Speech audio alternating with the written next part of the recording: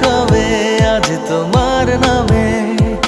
উড়ো চিঠি পাঠিয়ে দিলাম, পড়ে নিও তুমি, মিলিয়ে নিও, খুব যতনে তা লিখেছি।